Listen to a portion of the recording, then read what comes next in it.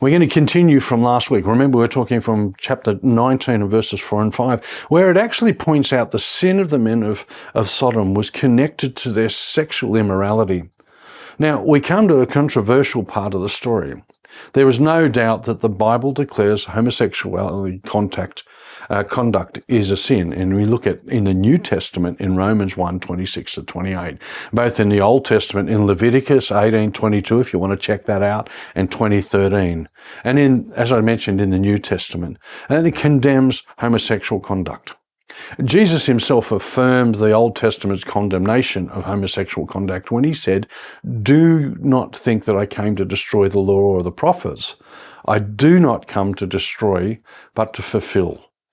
That's from Matthew chapter 5. So it gives us a whole heap of stuff that we have to think about in our modern context. Jesus also affirmed the biblical idea of marriage consisting of one man and one woman joined in a lifelong relationship in Matthew 19 and verses 4 to 6. Now there's a whole heap of different stuff here that is really hard to unpack, and contemporary interpretations make different conclusions in some scholars' eyes. We need to work out for ourselves, and I'm not going to tell you what you have to think, what the implications of these passages are. The debate and discussion on these issues is ongoing and definitely divisive. It is difficult to do a talk on the topic without upsetting someone. But what we are looking at in this passage is just the record that God gave us. So let's react to the record rather than to the emotion around it. And I certainly don't want to upset anybody with different viewpoints. The men of the city wanted to abuse the visitors. They wanted to ignore the socially accepted norms and bypass what was accepted by society then. The men of Sodom were in the wrong. Lot knew this would happen, remember. He wanted to hustle them into his house. He knew the locals. Regardless of whether you think this is wrong about homosexuality or of the abuse of one's right, this attitude which led to these actions is wrong, sinful, if you want to use that term. So wrong, God is reacting to it in a big way. He's going to wipe them out for their wrongs, reacting in such a way that he cut off the influence of these people, and the event has become known as a metaphor for sexual and moral debasity. We move on to verses 6 to 9. Next, Lot bargains for his life and for the safety of his guests. And I find this whole passage a little bit tragic. So Lot went out to them through the doorway, shut the door behind him, and said, "Please, my brethren, do not be so wicked. See now, I have 2 daughters who have not known a man. Please, let me bring them out to you, and you may do to them as you wish. Only do nothing to these men, since this is the reason they have come under the shadow of my roof." And they said, "Stand back." Then they said, this one came in to stay here, and he keeps acting as a judge. Now we will deal worse with you than with them. So they pressed hard against the man Lot and came near to break down the door. Well,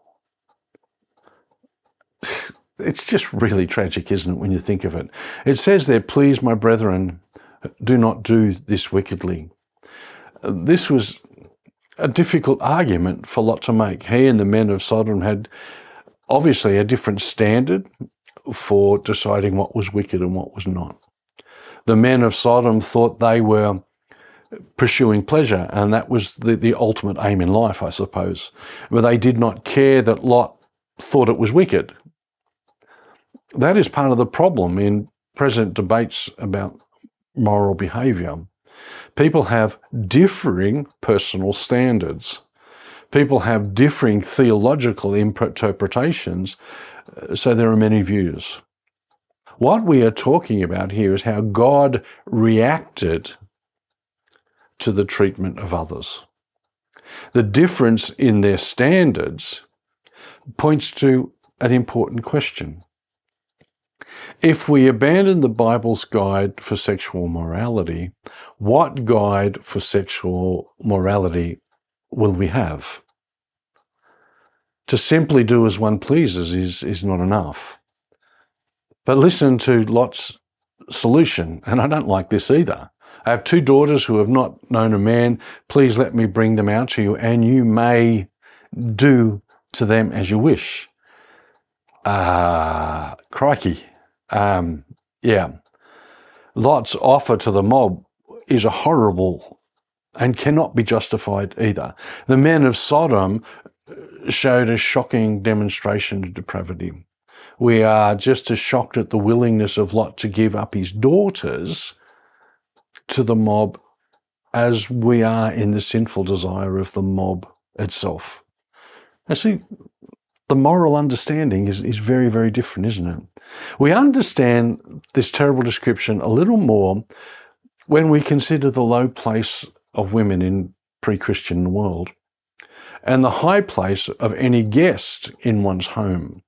Under sacred obligations of hospitality, well, it was often understood that a guest was to be protected more than one's own. And that's what we see here.